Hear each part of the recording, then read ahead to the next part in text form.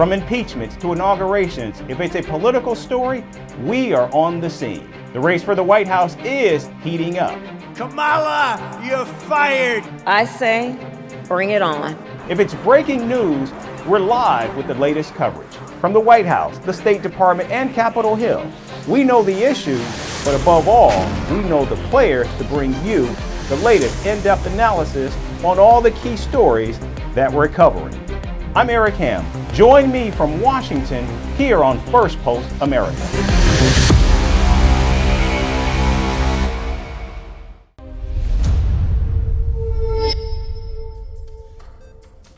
Hello and welcome to the program. I'm Eric Ham here in Washington, D.C. And over the next few minutes, we'll take you from the United States and around the world, covering all the top stories of the day. But before we get to that, here's a look at the latest headlines. Almost 50,000 protesting dock workers agree to suspend their strike at 36 ports from Maine to Texas. Workers agree to a 62% hike in wages over a period of 6 years. The United Kingdom's former Prime Minister Boris Johnson accuses Israeli Prime Minister Benjamin Netanyahu of placing a listening device in the British leader's bathroom. Johnson says the incident happened in 2017 when he was in 10 Downing Street. Indian Prime Minister Narendra Modi holds a high-level emergency meeting to discuss rising tensions in the Middle East. New Delhi has offered to serve as a mediator between Israel and Iran. A boat accident in the Democratic Republic of the Congo's Lake Kivu kills at least 78. Officials say the boat, with almost 280 people on board, overturned just 300 feet away from its intended destination. And armed gangs kill at least 20 and wound another 50 in a small town 50 miles away from Haiti's capital, Port-au-Prince. Officials say 100 armed men went on a rampage as they committed murder, rape, robberies, and kidnappings.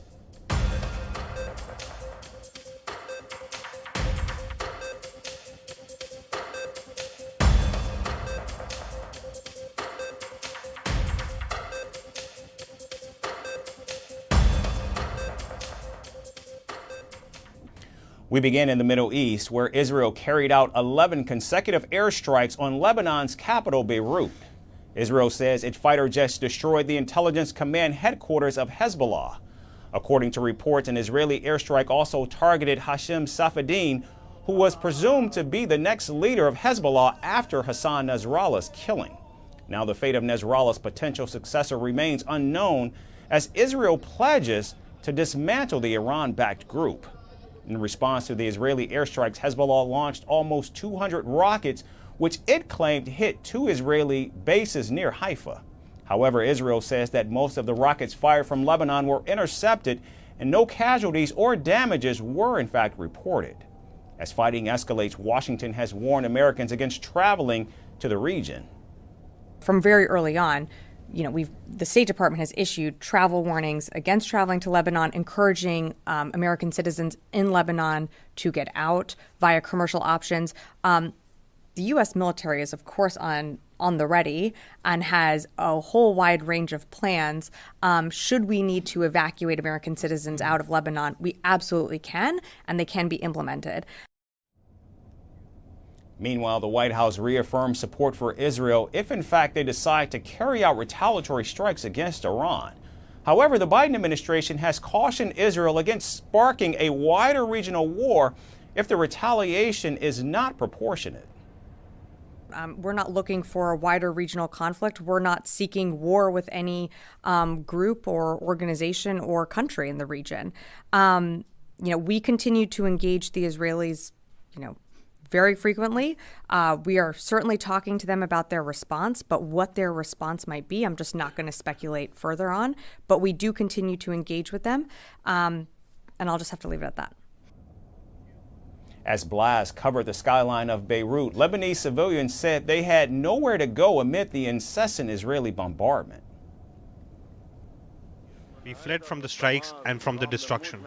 Don't want to die. I have children and I am sick. I suffer from cirrhosis, and my son has been sick ever since the Beirut blast. No one cares about us.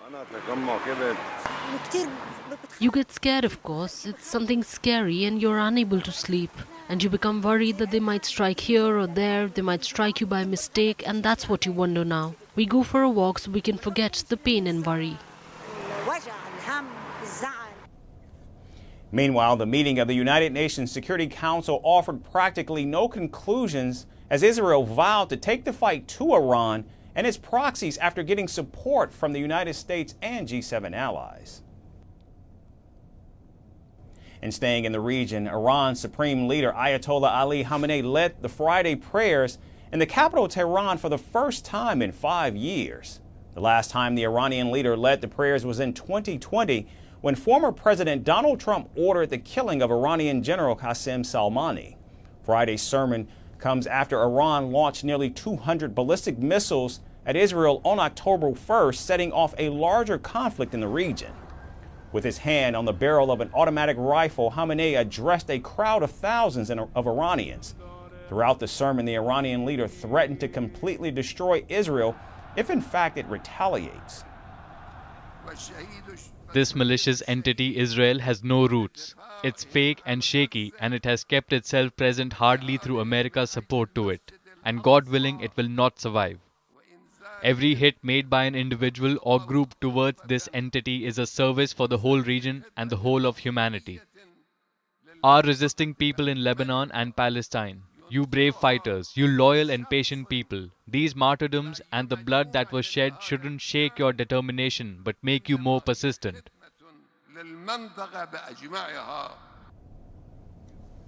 The sermon comes just 3 days ahead of the one-year mark of the Israel-Hamas war, which started on October 7th after Hamas attacked Israel. Defending the Palestinian group's terror actions, Khamenei said the Hamas attack on Israel was not only logical, but also legal. The Iranian leader then pledged more support to the Lebanon-based Hezbollah and called the group vital in the fight against Israel. Meanwhile, in a rare show of support for Israel, Australia condemned Iran for supporting Hezbollah and Hamas. Well, the government condemns any support for terrorist organisations such as Hezbollah. We condemn the ambassador's comments. Australia has maintained a diplomatic relationship with Iran since 1968 that has been continuous, not because we agree with the regime, but because it's in Australia's national interest. It has never been an endorsement of the regime. Meanwhile, President Joe Biden says that an all-out war in the Middle East could still be avoided. How confident it's not going to rain? Look, I don't believe there's going to be an all-out war. I think we can avoid it. There's a lot to do yet. A lot to do. Now, as Khamenei threatens to hit back if Israel retaliates, the international community is scrambling to ease tensions as the threat of an all-out war reach a tipping point. And here in the United States, it looks like former President Donald Trump might just be on the cusp of a conflict of interest once again, only this time with his billionaire friend Elon Musk. At a rally in Michigan, Donald Trump said he would not allow states to ban gas-powered cars or trucks if he's reelected to the White House in November. Well, I'm president. No state in America will be permitted to ban gas-powered cars or trucks, and I guarantee it. No way. No way.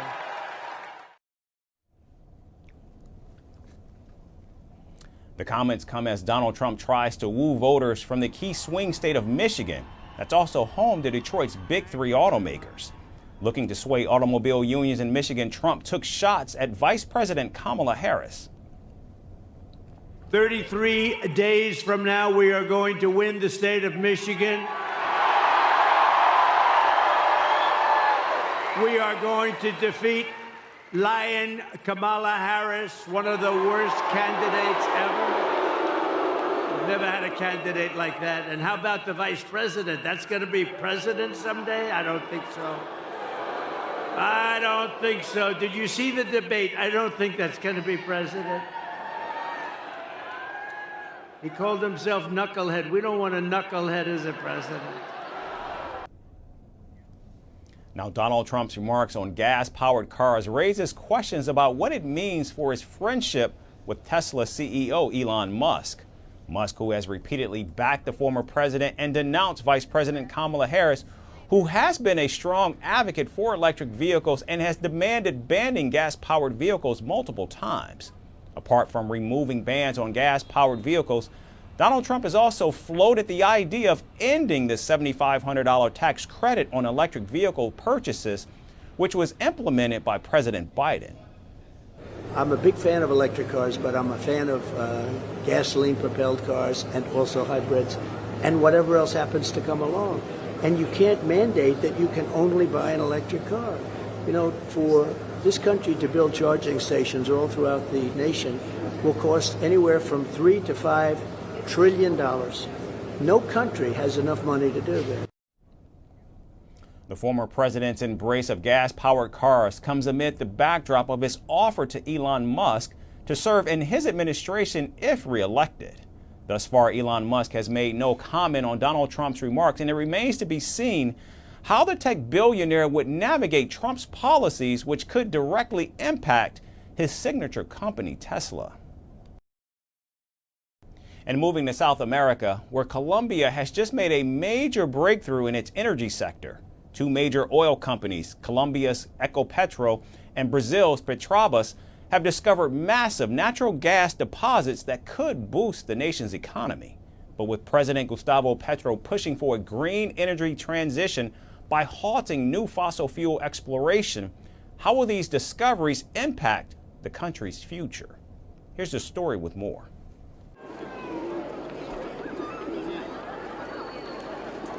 In a significant boost to Colombia's energy sector, two major oil companies, Colombia's Ecopetrol and Brazil's Petrobras, have announced groundbreaking natural gas discoveries.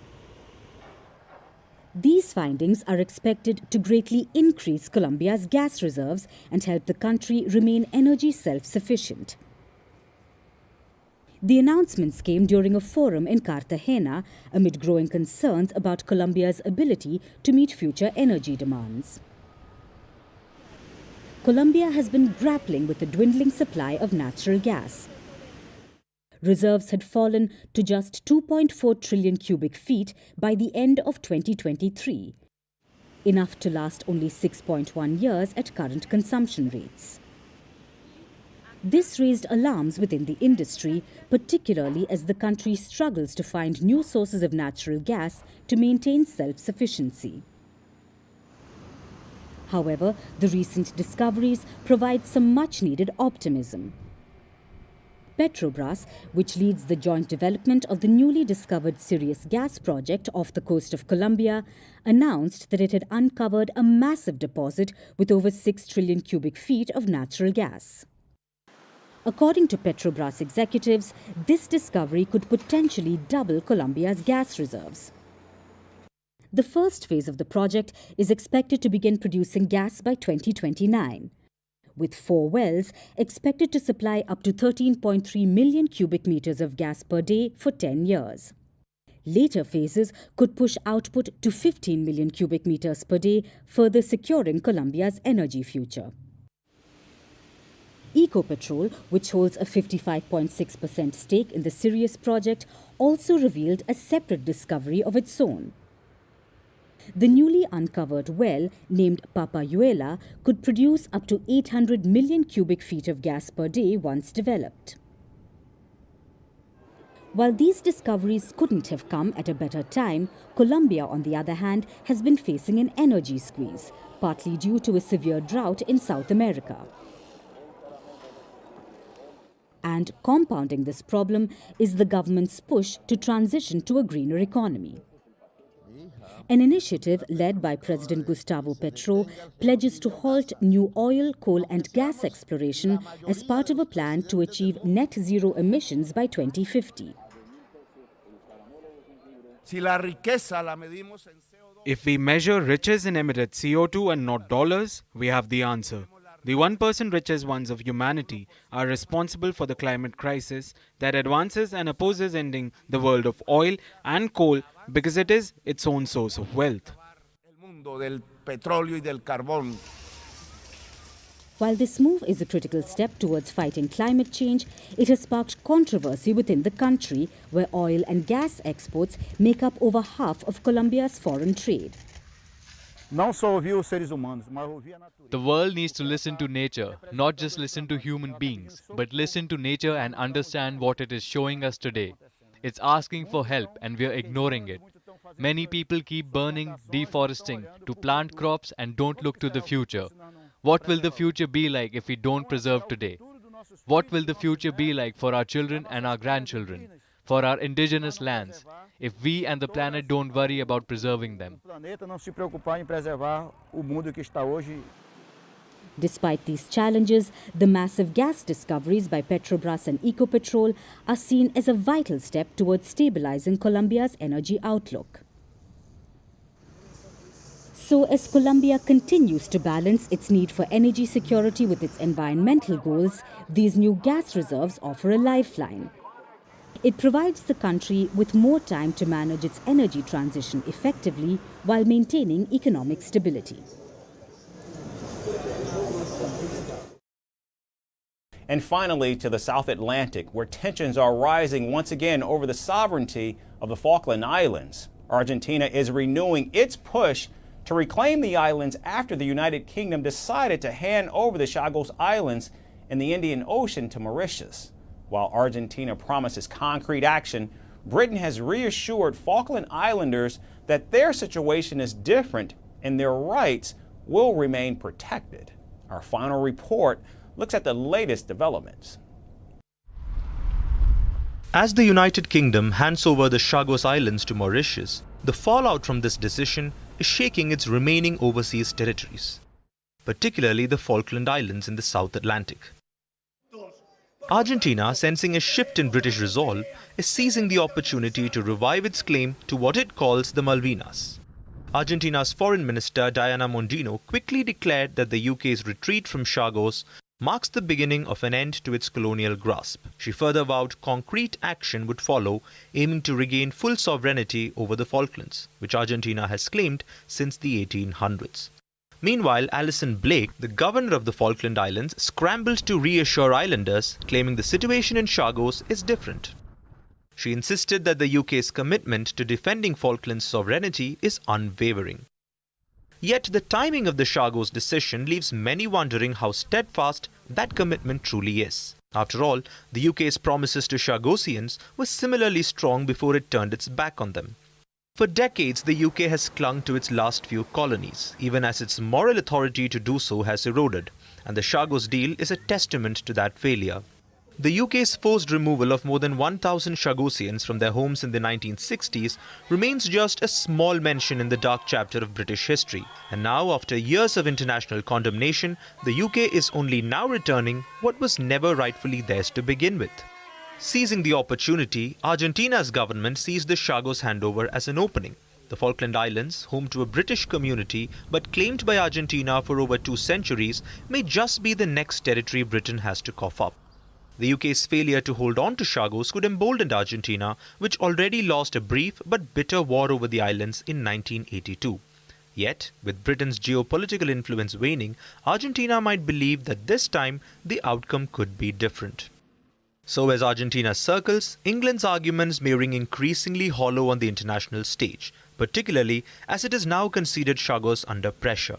And in the coming time, the echoes of Chagos will be felt as Britain's role continues to cast a long shadow on its colonial past. That's our show for today. We certainly thank you so much for tuning in. We hope you have a great weekend, and we look forward to seeing you right back here next week.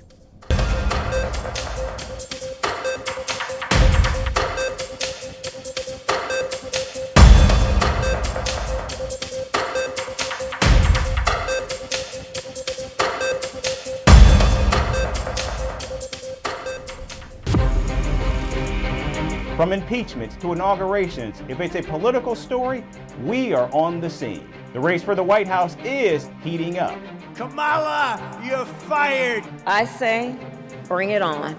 If it's breaking news, we're live with the latest coverage. From the White House, the State Department, and Capitol Hill, we know the issues, but above all, we know the players to bring you The latest in-depth analysis